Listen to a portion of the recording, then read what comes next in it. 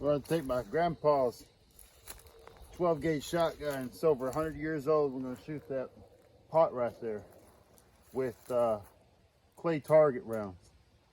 Let's get it.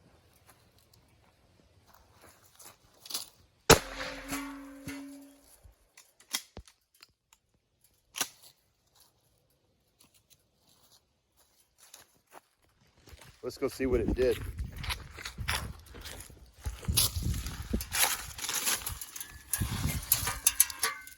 Dang, you definitely don't want to be in front of that.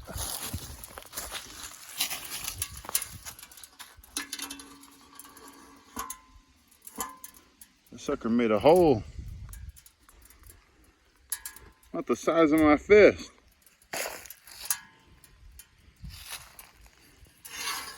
Here's the other one I shot a while ago.